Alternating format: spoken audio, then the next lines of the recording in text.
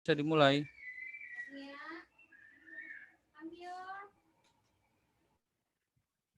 Assalamualaikum warahmatullahi wabarakatuh. Waalaikumsalam Waalaikumsalam warahmatullahi warahmatullahi wabarakatuh. wabarakatuh. Kami dari kelompok 1 akan mempresentasikan materi tentang faktor ergonomi di tempat kerja. Pemateri yang pertama akan disampaikan oleh Rohaini, kepadanya dipersilakan. Ya, terima kasih moderator.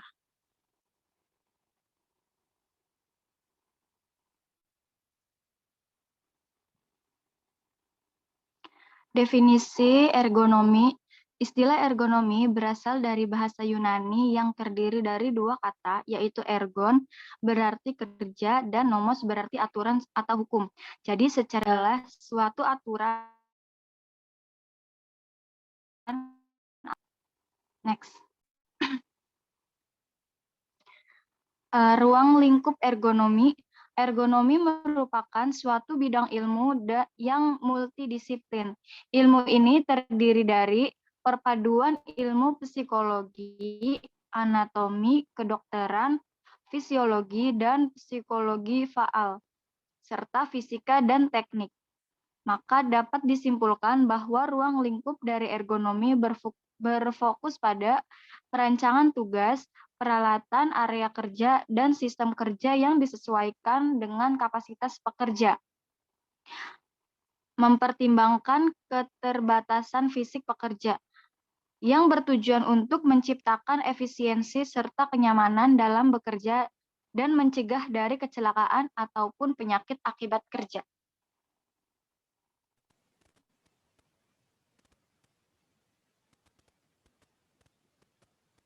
Tujuan ergonomi di tempat kerja.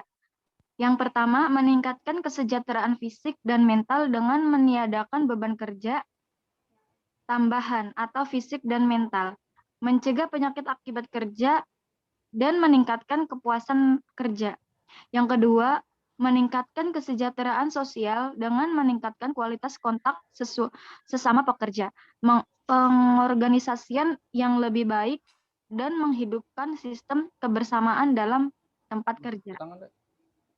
Yang ketiga, menciptakan keseimbangan nasional antara berbagai aspek, yaitu aspek teknis, ekonomis, antropologis, dan budaya dari sistem manusia atau manusia ke mesin untuk tujuan meningkatkan efisiensi sistem manusia ke mesin.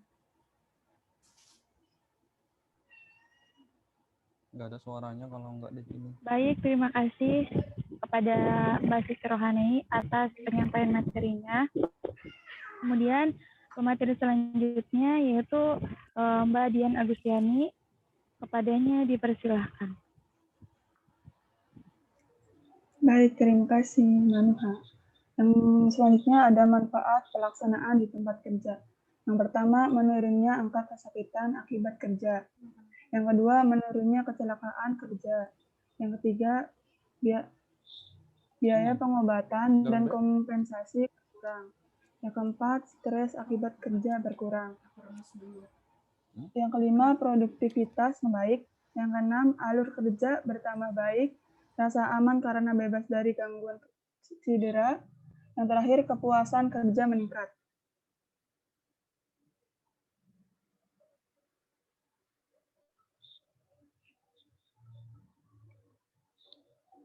Selanjutnya ada metode ergonomi di tempat kerja. Yang pertama, diagnosis. Diagnosis dapat dilakukan melalui wawancara dengan pekerja, inspeksi tempat kerja, penilaian fisik pekerja, uji pencahayaan, ergonomik checklist, dan pengukuran lingkungan kerja lainnya.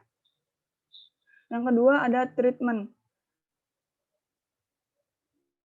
Treatment itu pemecahan masalah ergonomi akan tergantung data dasar pada saat diagnosis. Yang ketiga, follow up. Dengan evaluasi yang subjektif atau objektif, subjektif misalnya dengan menanyakan kenyamanan, bagian badan yang sakit, nyeri bahu dan siku, keletihan, sakit kepala, dan lain-lain.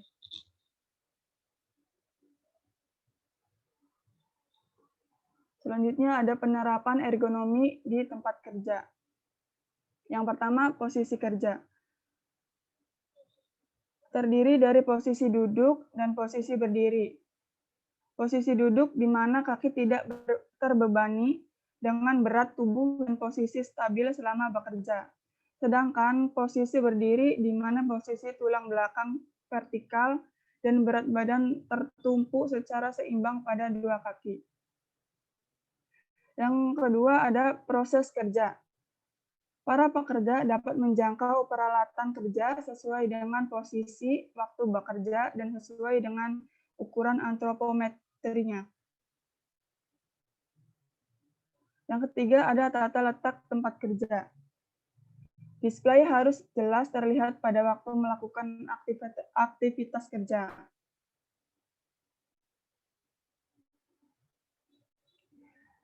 Yang keempat, mengangkat beban. Bermacam-macam cara dalam mengangkat beban, yakni dengan kepala, bahu, tangan, punggung, dan lain-lain. Beban yang terlalu berat dapat menimbulkan cedera tulang punggung, jaringan otot, dan persendian akibat gerakan yang berlebihan.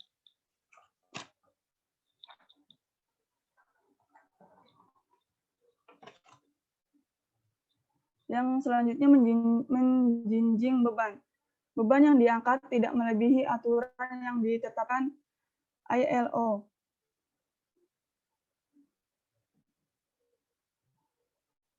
Yang selanjutnya ada organisasi kerja. Kemudian ada supervisi medis.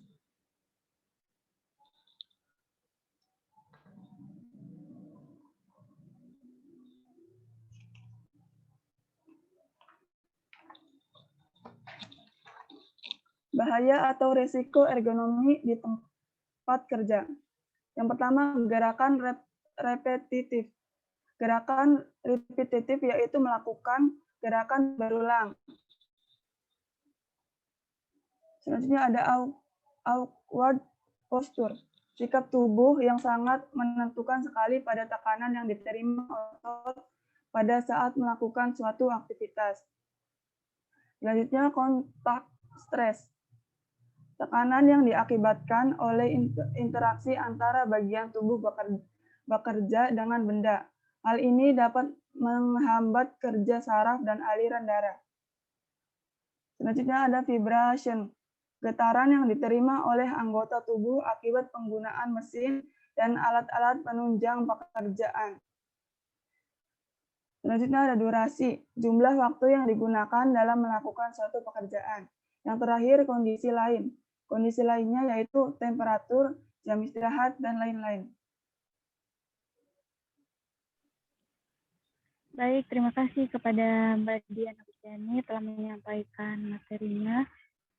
Kemudian dilanjut ke pemateri selanjutnya yang akan disampaikan oleh Mbak Endang Ayu.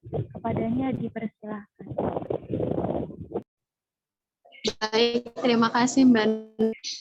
Saya akan melanjutkan yaitu penyebab timbulnya bahaya di tempat kerja, yaitu yang pertama kerja seperti penyusunan dan penyimpanan barang-barang yang berbahaya atau kurang keamanannya.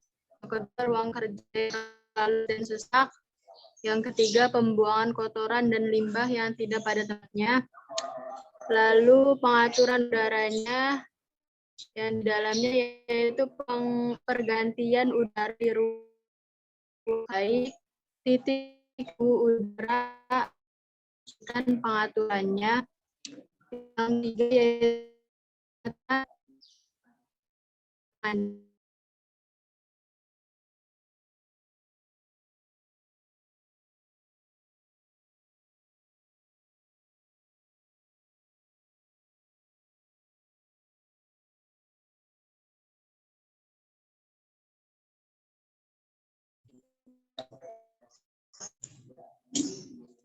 ya Allah, sinyal blesa.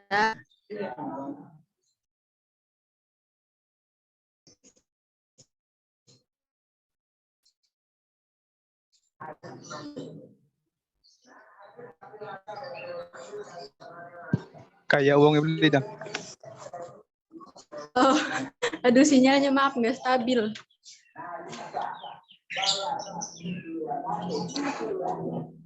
Yang ketiga yaitu pengaturan penerangan ya. Pengaturan penerangan di dalamnya itu pengaturan dan penggunaan sumber cahaya yang tidak tepat, terus ruang kerja yang kurang cahaya atau remang-remang, dan yang keempat yaitu pemakaian peralatan kerja yang di dalamnya pengamanan peralatan kerja yang sudah usang atau rusak, penggunaan mesin, alat elektronik tanpa pengamanan yang baik, dan yang kelima yaitu kondisi fisik dan mental pegawai di dalam stamina.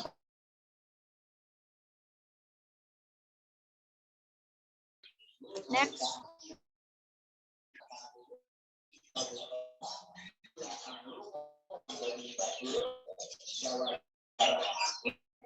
Di sini ada jurnal, ini review jurnalnya yaitu tentang judul jurnalnya potensi bahaya ergonomi pada pekerja home industry art di Jalan Danau Singkarak, Medan tahun 2013. Nama penulisnya yaitu Nadia Eka Lestari dan Muhammad Makmur Sinaga.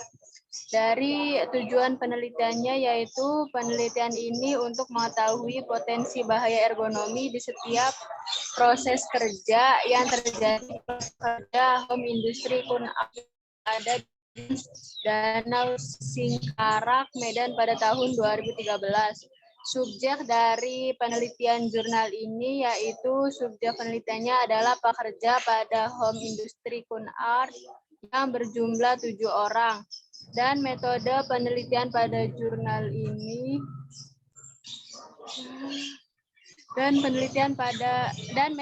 pada jurnal ini yaitu data diperoleh dari mengobservasi pekerja dan lingkungan kerja dengan menggunakan handscam, kamera digital, dan lembar observasi atau kuesioner. Kemudian data yang diperoleh dalam penelitian ini akan dianalisis secara deskriptif. Next. Baik, terima kasih Mbak Endang atas penyampaian materinya. Yes. Selanjutnya materi akan disampaikan oleh Esi Endika. Kepadanya dipersilakan. Makasih. Hasil penelitian potensi bahaya ergonomi yang terdapat pada home industry Kunart adalah sumber potensi kerugian yang ditimbulkan dari konsep mesin sistem, sikap kerja, layout stasiun kerja, dan manual handling, di mana bahaya ergonomi ini berpotensi terjadi pada semua pekerja yang ada pada home industry Kunart. Tanpa ada perbedaan perlakuan, hal ini disebabkan karena setiap pekerja dapat melakukan semua pekerjaan yang ada. 1.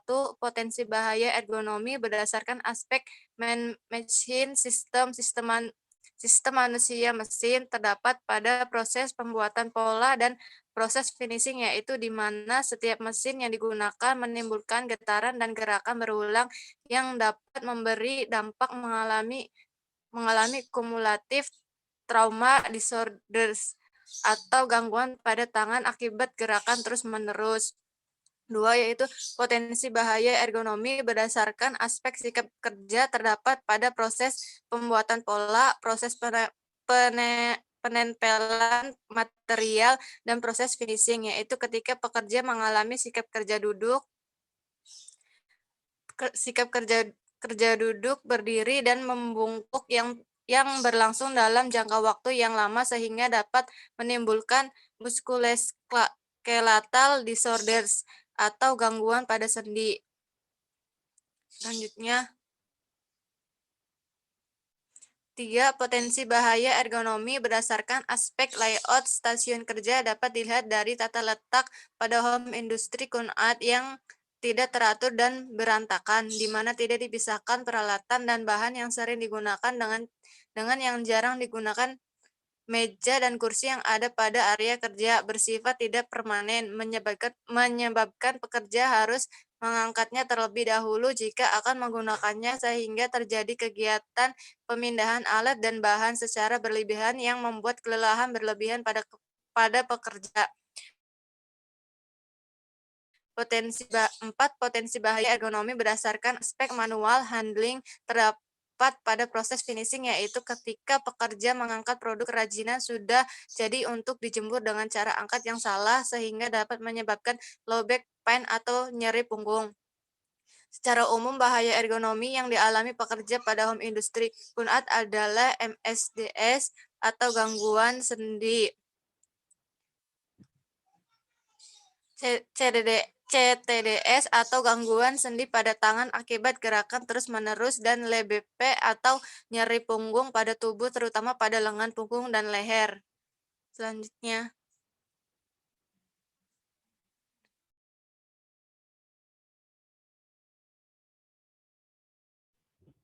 Terima kasih kepada Mbak Yasmin atas penyampaian materinya.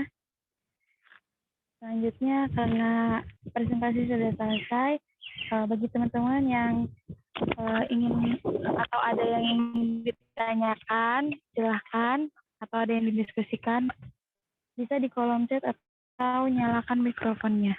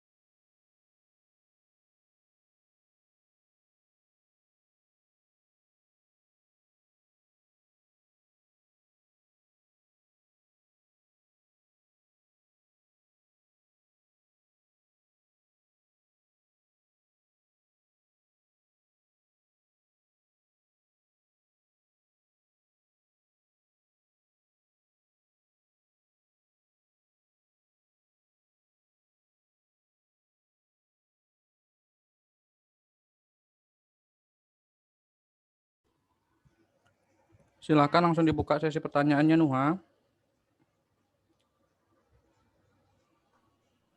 Sudah, Pak. Sudah ada yang bertanya. Oke. Boleh dari chat atau langsung nyalain speaker juga nggak apa-apa, nyantai aja.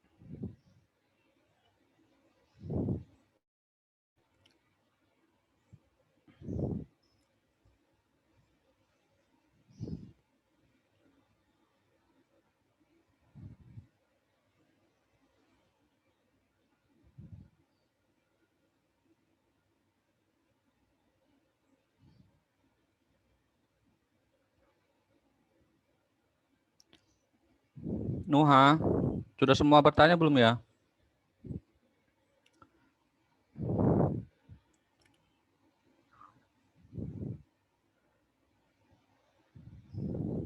Halo, yang bertanya siapa aja tadi?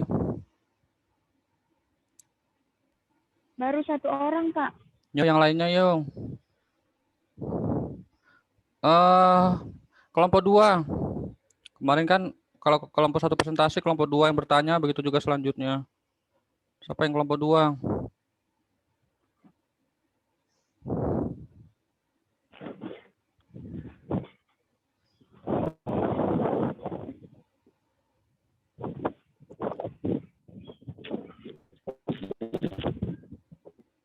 Yo, silahkan yang lain.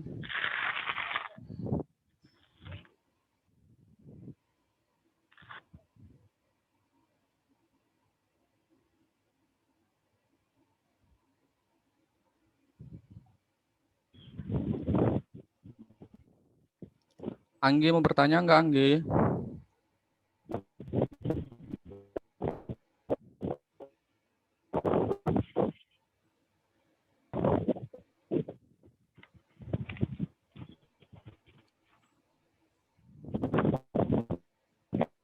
Bentar ya. Akan Bob mau bertanya enggak, Bobby?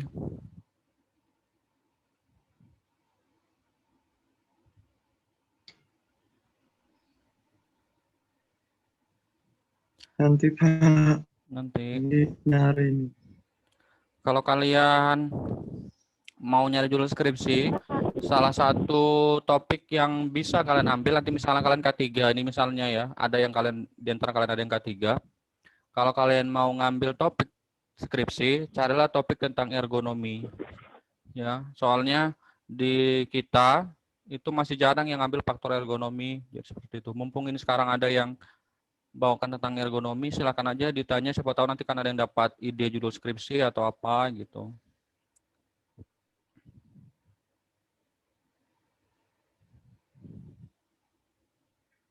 Pak, mohon maaf, sambil nunggu yang bertanya lagi, boleh bisa langsung dijawab. Boleh, boleh, boleh.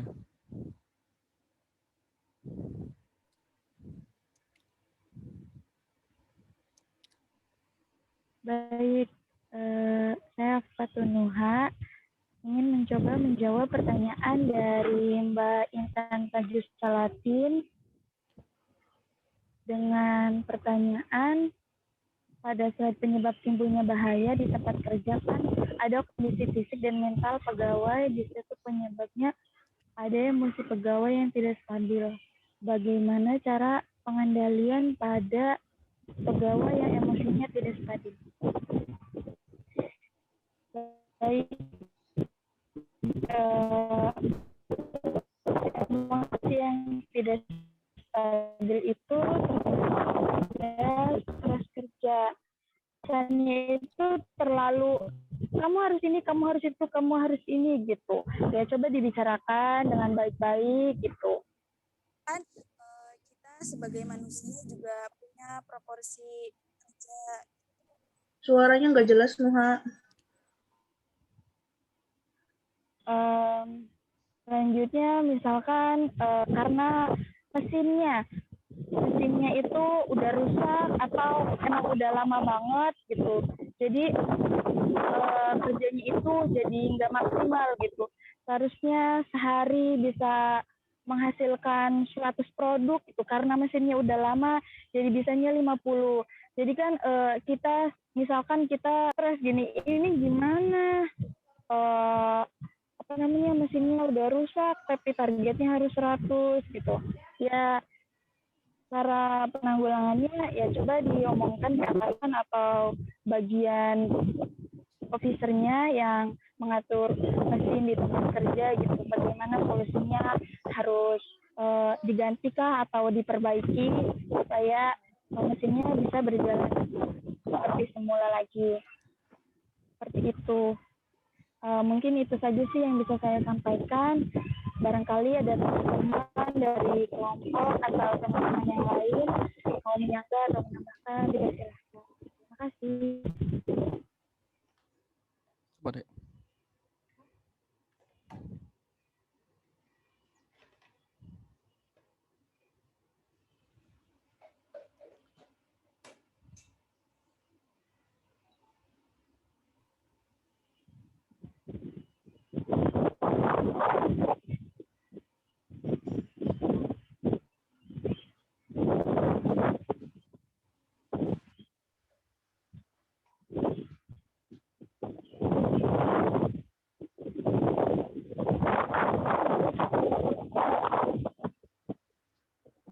Nuha lagi di luar ya?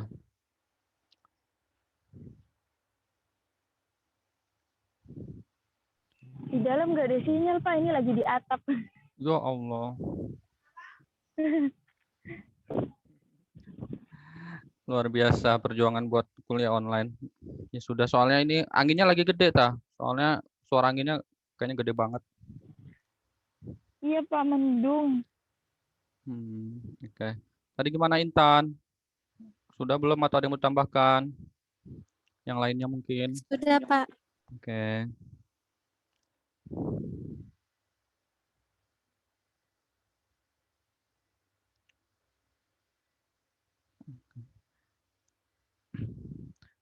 Teman kelompoknya ada yang menambahkan atau ada yang ingin didiskusikan lagi?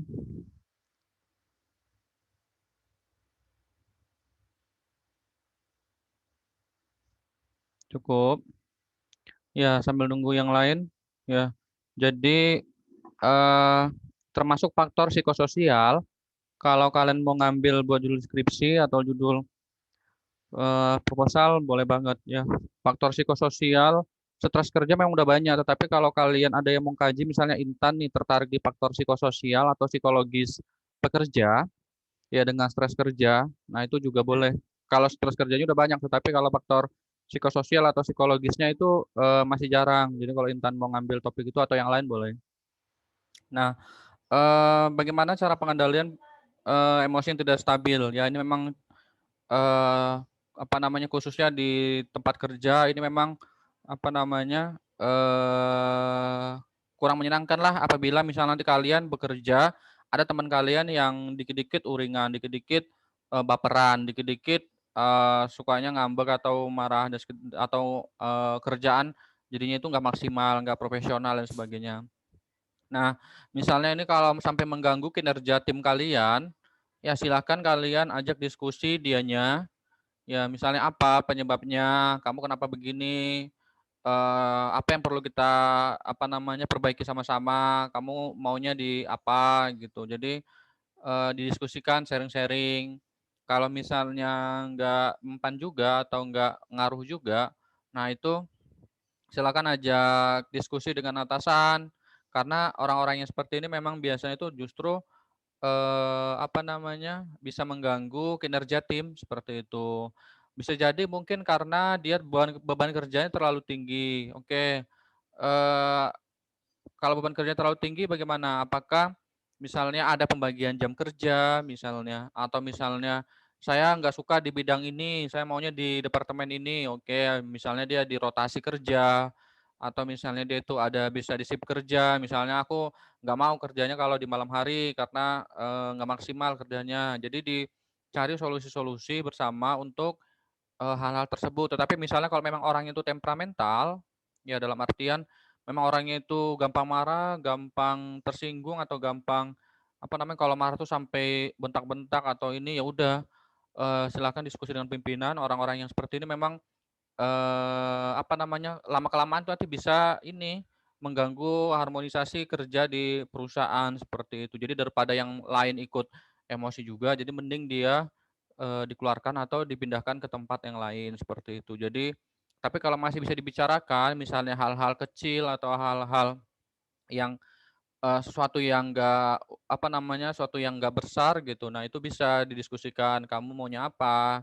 Apakah misalnya diatasi dengan shift kerja atau misalnya dengan rotasi kerja dia dipindahkan atau misalnya dia apa namanya, mungkin kurang kurang apa namanya, kurang merasa puas dengan tunjangannya, gimana solusinya? Kalau perusahaan misalnya segitu, ya sudah kamu maunya gimana dan seterusnya. Jadi dicari solusi bersama untuk mengatasi, eee pegawai atau pekerja yang emosinya tidak stabil tadi. Begitu ya, Intan ya? Iya, Pak. Oke. Boleh nih Intan kalau mau ngambil buat skripsi, tapi kalau ngambil ke K3. Oke, yang lain ada lagi yang mau bertanya?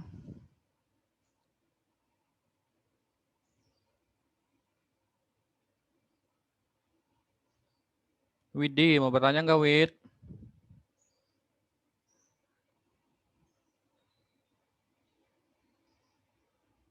Di kolom chat tuh Pak banyak yang tanya. Masa? Oh, saya soalnya keluar masuk dari tadi. Duh, hari ini saya error Zoom-nya. Ya sudah. Yang bertanya bisa dikopas lagi nggak? Bisa nggak dikopas lagi ke sini? Soalnya saya ininya udah habis nih.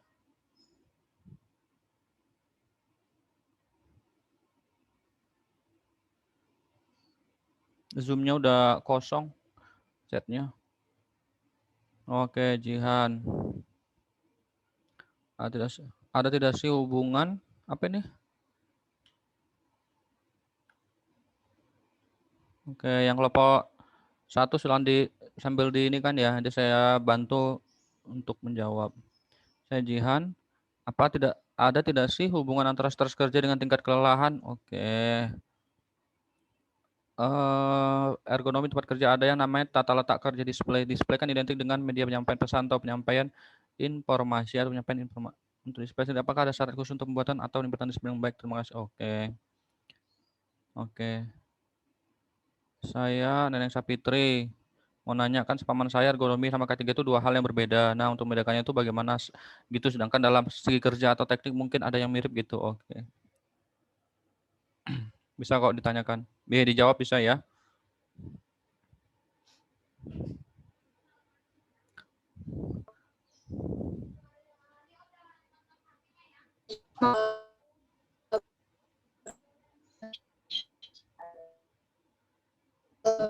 Endang ya? Endang ya? Apakah ada hubungan antara stres kerja dengan tingkat kelelahan?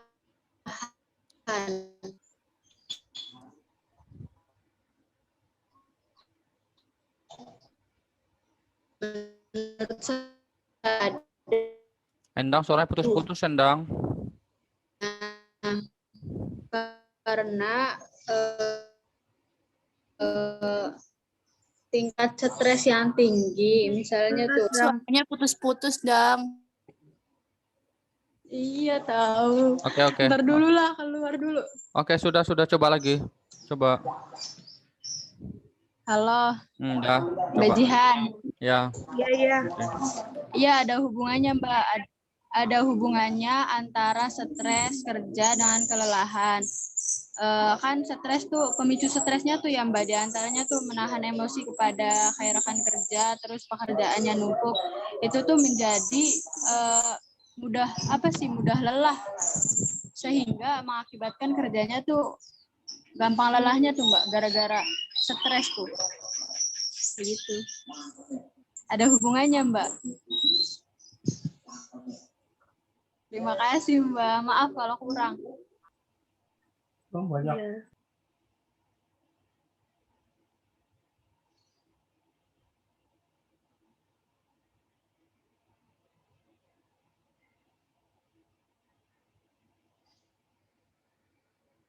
Oke, ditambahkan yang lainnya ya.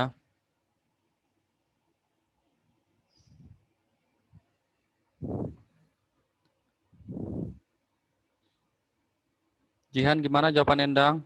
Masih kurang atau gimana?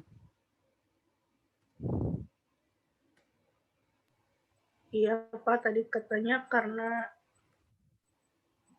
nahan emosi ke rekan kerjanya, jadi bikin lelah. Oke.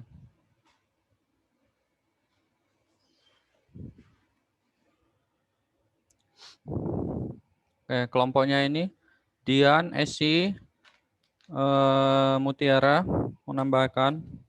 Siti Rohani ini ya, izin live ya. Menambahkan.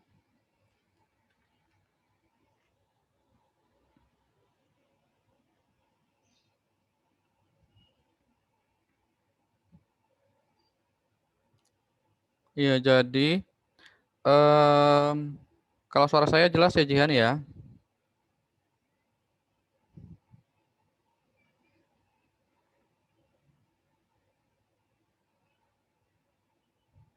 Halo, suara saya jelas Jihan? Jelas Pak. Oke. Ya, jadi hubungan antara stres kerja dengan tingkat kelelahan. Jadi ada hubungan nggak Ada hubungannya. Ini juga banyak penelitian tentang hubungan antara stres kerja dengan kelelahan kerja. Ya, saya juga pernah melakukan riset tentang hal ini ya. Jadi stres kerja dengan kelelahan kerja. Jadi stres kerja itu misalnya beban, kan tentu stres kerja penyebabnya itu misalnya beban kerja yang terlalu menumpuk, lingkungan kerja yang tidak kondusif, misalnya terlalu bising, terlalu apa namanya, terlalu panas dan sebagainya. Kemudian belum lagi dengan tidak akur dengan teman, kemudian apa namanya, mungkin bosnya itu gampang marah dan sebagainya. Jadi banyak faktor-faktor pemicu yang bisa menyebabkan stres kerja. Nah, bisa nggak dengan menyebabkan kelelahan kerja? Bisa banget. Jadi kelelahan kerja itu kan apa namanya, ada kelelahan kerja fisik, ada kelelahan kerja psikis. Jadi kelelahan kerja fisik itu kelelahan kerja yang karena memang dia itu beban kerja yang terlalu banyak. Tetapi kelelahan kerja psikis itu adalah kelelahan kerja yang misalnya dia itu apa namanya, terlalu banyak atau terlalu apa namanya, merasa pressure gitu, jadi merasa tertekan dengan beban kerja yang terlalu banyak, sehingga menyebabkan dia, capek sendiri, capek dalam artian bukan hanya fisik, tetapi mentalnya, seperti itu. Pernah kan kalian mungkin merasa, misalnya kalian nggak kerja berat, tetapi capek aja gitu ya, jadi merasa, "Wih banyak banget tugas, jadi stres, banyak banget ini," jadi mengalami lelah sendiri gitu ya. Oh ini Pak Eko banyak banget tugasnya ini, dikit-dikit tugas gitu ya. Jadi, apa namanya, kalian jadi merasa stres sendiri gitu dan merasa capek dengan apa namanya, hal ini. Tetapi kan kalau apa namanya, dengan kelelahan kerja fisik juga bisa. Jadi misalnya dia stres kerja karena bebannya terlalu banyak. Nah, kemudian jadi otomatis dia jadi lebih banyak harus bekerja. Nah, itu juga bisa menyebabkan kelelahan kerja. Ini banyak penelitiannya Jihan ya. Jadi antara stres kerja dengan kelelahan kerja. Kelelahan kerja itu bisa diambil atau ditanyakan dengan, jadi kelelahan kerja itu ada dua, kelelahan kerja secara subjektif, kelelahan kerja secara objektif.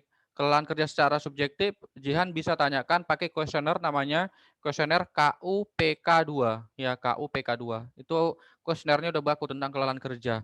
Kuesioner KUPK2. Cari aja di internet kuesioner KUPK2, itu kuesioner tentang kelelahan kerja.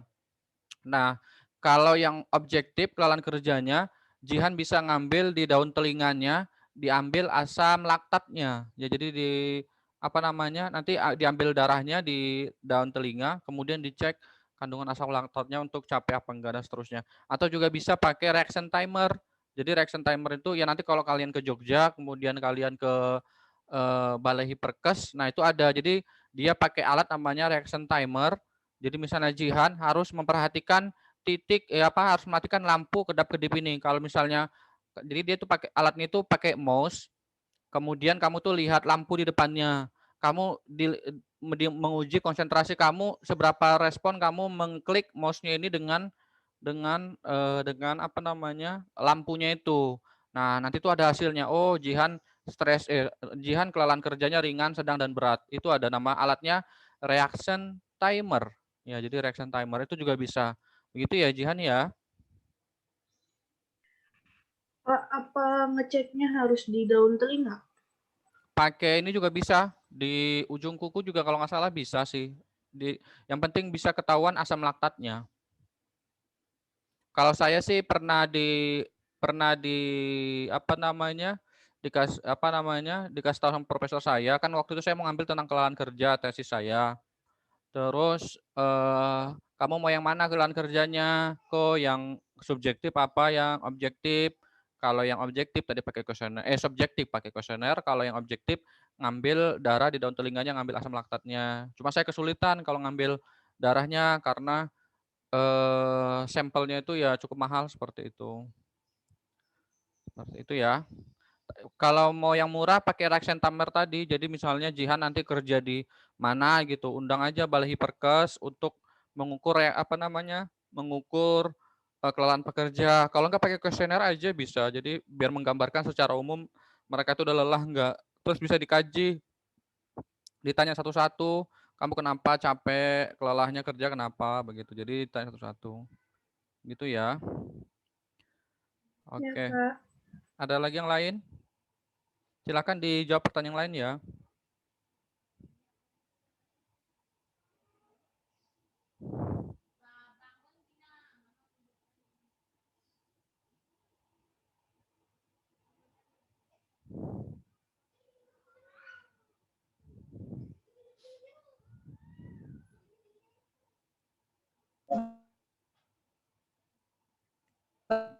Iya. Halo. Oke, jelas, Dang, jelas. Jelas, Pak. Jelas nggak, Pak? Jelas. Pertanyaan dari Mbak Neneng itu bentar dulu.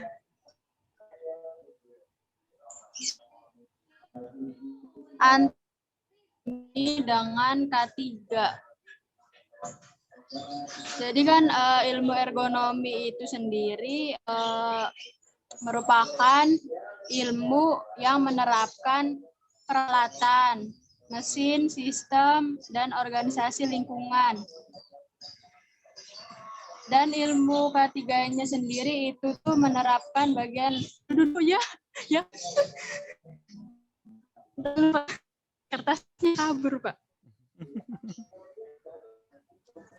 Kabur.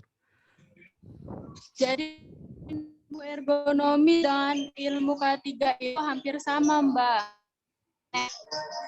Menciptakan kesehatan sehingga sama-sama saling berhubungan, Mbak. Mbak Neneng, jelas nggak, Mbak? Enggak, Dang. Coba diulang lagi ya, Dang. Enggak kedengeran. Nggak kedengeran, Mbak? Putus. Putus-putus, Mbak. Iya, Dang. Diulangin lagi, Mbak. Iya, boleh.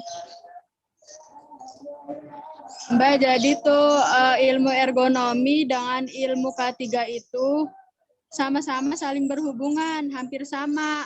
Karena sama-sama menciptakan kesehatan dan keselamatan kerja. Kalau ilmu ergonominya itu tuh menjelaskan tentang kayak peralatan mesin, terus ergonomi kerja misalnya kayak duduk terlalu lama terus mengakibatkan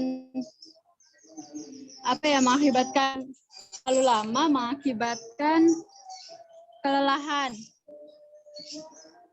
Terus beban, mengakibatkan pundak otot nyeri itu, Mbak.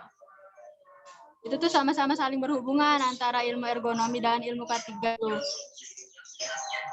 Sama-sama menciptakan kesehatan dan keselamatan di lingkungan kerja. Mbak, kedengaran nggak, Mbak? Iya, Dang. Kedengeran. Mbak putus-putus nggak? Enggak, udah kedengeran. Terima kasih ya, Dang. Iya, Mbak, sama-sama. Saya mau nambahin dong.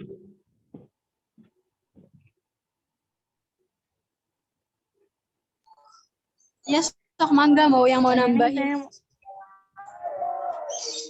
Mbak, saya mau nambahin. Ya itu tuh. Jadi tuh ergonomi tuh masuk ke dalam K3 gitu. Kesehatan, keselamatan kerja. Jadi salah satu faktor penyebab kecelakaan kerja itu salah satunya faktor ergonomi. Gitu.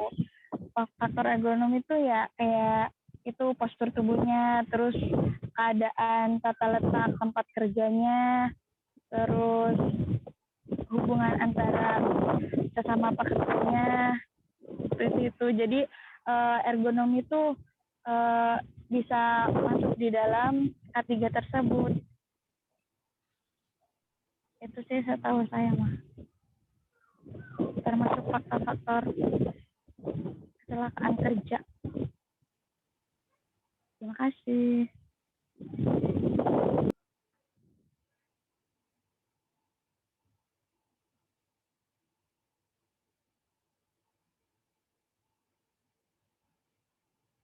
Oke, jadi tadi begitu ya, Neneng ya. Jadi ergonomi itu adalah termasuk salah satu bagian dalam ilmu K3. Jadi mereka sama-sama prinsipnya adalah untuk mencegah terjadinya kecelakaan kerja maupun penyakit akibat kerja. Oke. Maksudnya ini sama apa namanya? Memang kalau dari rumpun ilmu, kalau dari pengertian, ya jadi itu ergonomi itu lebih ke tentang kesesuaian tubuh, kemudian postur tubuh, letak letak apa namanya tata letak di tempat kerja dan sebagainya. Tetapi intinya sama, mereka sama-sama untuk apa namanya mencegah terjadinya kesalahan kerja maupun penyakit akibat kerja seperti itu. Misalnya terlalu lama berdiri, terlalu lama membungkuk itu bisa menyebabkan misalnya low back pain atau nyeri punggung belakang dan sebagainya. Misalnya beban kerja yang terlalu berat yang diangkat bisa menyebabkan kecelakaan kerja. Jadi intinya sama. Jadi prinsipnya itu sama-sama untuk mencegah terjadinya kecelakaan kerja maupun penyakit akibat kerja. Bedanya kalau di ergonomi spesifiknya tadi tentang posisi kerja, tata letak, kemudian apa namanya postur kerja dan sebagainya. Jadi misalnya di depan kalian terlalu lama di depan komputer, itu dampaknya apa? Ada yang namanya penyakit computer vision syndrome. Itu kakak tingkat kalian yang baru lulus kemarin Maret, itu ada yang penelitian bareng saya, namanya penyakitnya computer vision syndrome. Jadi dia itu matanya, atau kalau kalian ini di depan laptop, di depan HP terlalu lama merah, matanya sampai merah, kemudian sampai Putus-putus, Pak. putus-putus. Yang lain gimana putus-putus? Pak, suaranya putus-putus, Pak. Halo, sekarang udah jelas belum?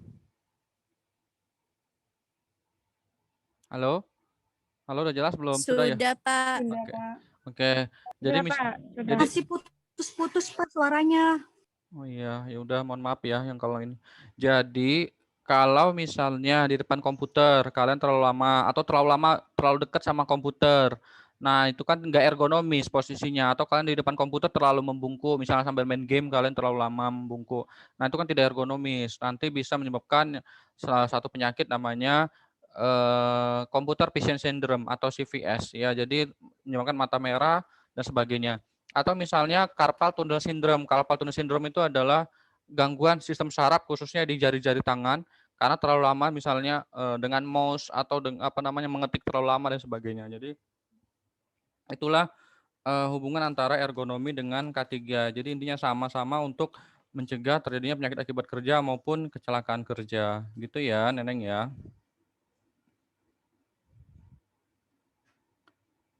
Oke, Neneng. Iya, Pak, paham, Pak. Makasih. Oke. Iya, Pak. Terakhir nih dari Retno sebelum kita tutup kita akhiri ada ya ini kelompok ini udah jawab belum tadi nih ya? Belum, Pak. Dian mau jawab. Oke, sip. Pertanyaan dari Retno Palvi, untuk display sendiri apakah ada syarat khusus untuk pembuatan atau penempatan display yang baik? Menurut Nurmianto, untuk membuat atau menentukan suatu display, ada 3 hal yang perlu diperhatikan dalam pembuatan display. Yang pertama, pendeteksian. Kemampuan dasar dari display untuk dapat diketahui keberadaannya atau fungsinya. Pada visual display harus dapat dibaca. Contohnya, petunjuk umum penggunaan roda setir pada mobil dan untuk auditori display harus bisa didengar. Contohnya bel kebakaran. Yang kedua, pengenalan. Tahap pendeteksian selanjutnya pesan dari display tersebut harus bisa dibaca ataupun didengar oleh panca indera manusia. Yang ketiga, pemahaman. Display yang baik harus dapat dipahami dengan sebaik mungkin sesuai dengan pesan yang disampaikan oleh display tersebut. Terima kasih. Oke. Retno Palvi bagaimana? Sip, mantap Dian jawabnya.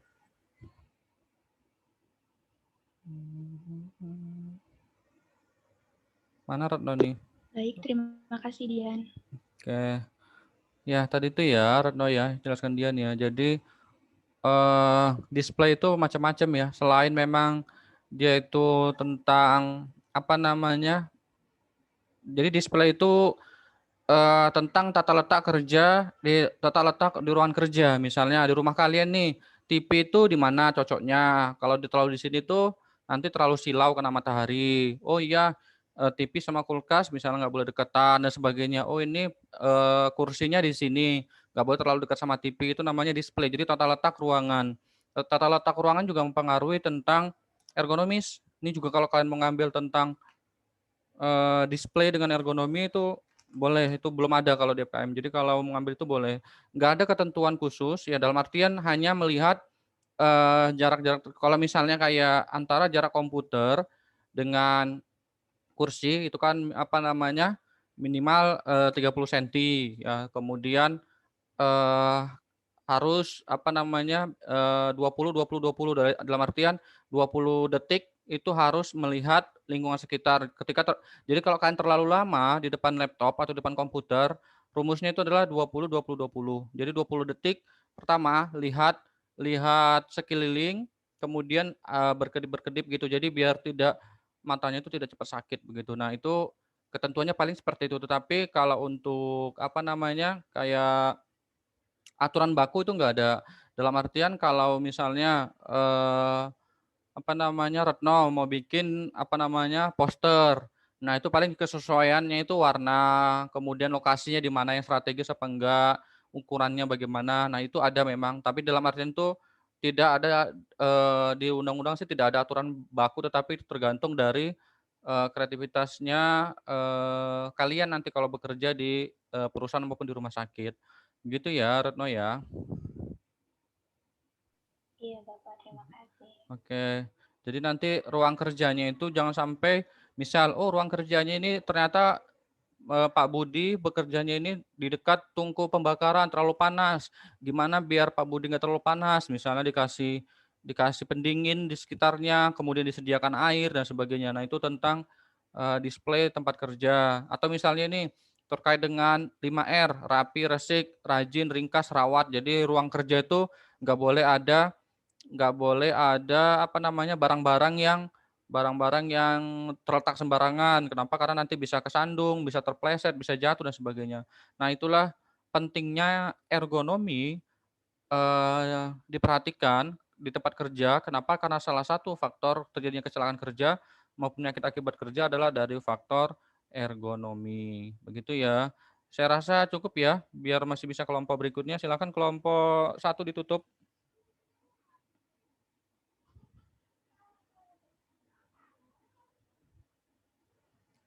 Nuha tadi mana Nuha nih? Ya, terima kasih.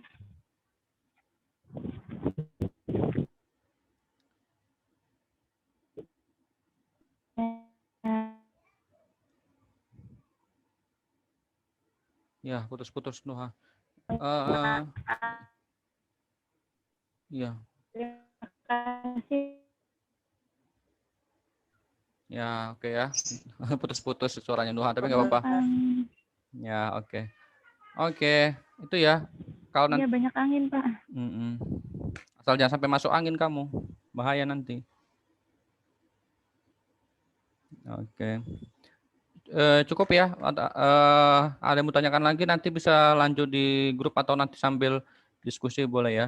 Ini silahkan kelompok berikutnya. Kalau ada ini kelompok 2 biar kita hari ini 2 sesi karena mengganti minggu yang kemarin. Masih ada waktu juga sekitar 20 menitan lagi. Apa kelompok 2? Haura Pak yang share screen. Apa? Oh, Haura, oke. Oke, sip.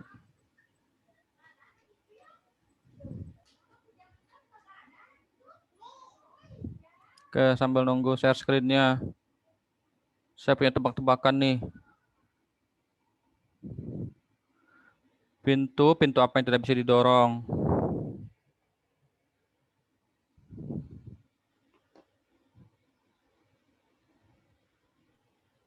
Pintu surga, Pak. Allahu Akbar, saya juga nggak tahu pintu surga kayak gimana ya. Oke, yang lain? Pintu apa yang tidak bisa didorong? Geser, Pak. Betul. Pintu tidak bisa didorong itu pintu geser ya, jelas-jelas digeser. Masa didorong ya nggak bisa dong. Oke. Ya, oke. Kelompok 2. Kayaknya Jihan ini udah hafal ya ininya ya, tebak-tebakannya ya. Oh. Mana Haura Biasa belum. gombalin cowok, Pak. Oh gitu. Oke. Boleh dong kalau gitu. kalau gombalin cowok udah biasa, lebih greget coba gombalin dosennya mungkin.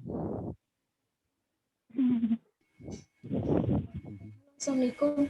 Udah muncul belum share screen-nya? Udah, Hau. Mas, udah. belum di saya nih. Haura coba di end screen dulu, Haura. Stop share screen dulu, terus share screen ulang. Di saya hitam doang nih.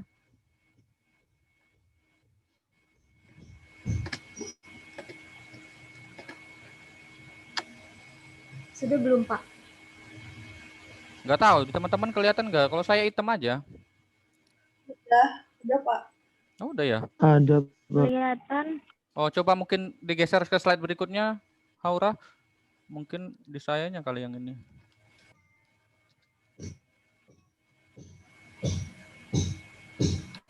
Sudah belum, Pak?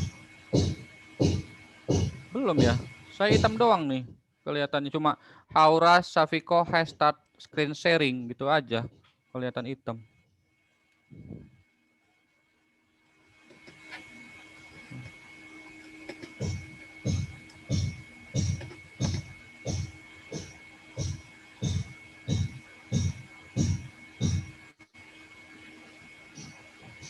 Sudah belum, Pak?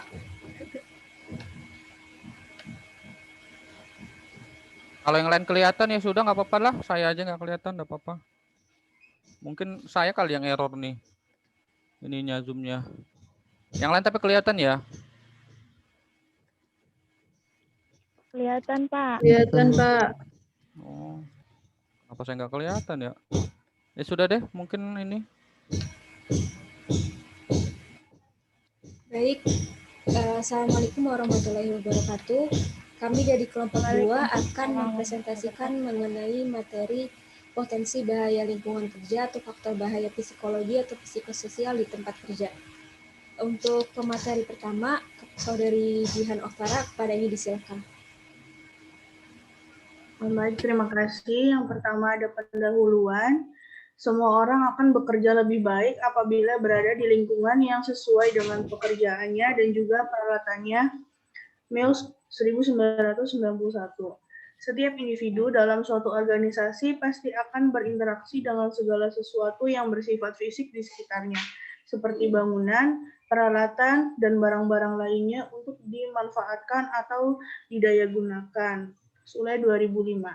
Next. Kondisi kerja yang telah berubah, dampak pada faktor risiko psikososial telah meningkat, maka kinerja karyawan akan semakin rendah.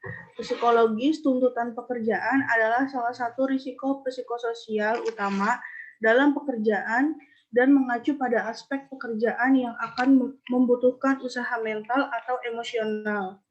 Meskipun tidak terlalu negatif, tuntutan pekerjaan psikologis dapat memicu reaksi ketegangan dan stres ketika mereka membutuhkan terlalu banyak usaha. Jika berkelanjutan, psikologis tuntutan pekerjaan dapat mengakibatkan sakit. Next. Selanjutnya ada definisi menurut Sidabutar, Darmawan, dan Purwandari 2003, definisi psikososial adalah hubungan yang dinamis antara kondisi psikologis dan sosial individu. Perilaku individu memiliki kaitan erat dengan keadaan psikologisnya maupun keadaan sekitarnya atau kondisi sosial. Bahaya psikososial di tempat kerja dapat didefinisikan sebagai aspek-aspek dari desain kerja, organisasi kerja, dan manajemen kerja, serta segala aspek yang berhubungan dengan lingkungan sosial kerja yang berpotensi dapat menyebabkan gangguan pada psikologi dan fisiologis kerja.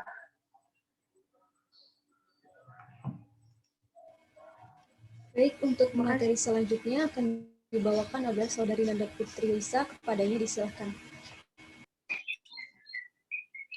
Baik, terima kasih Haura. Masalah psikososial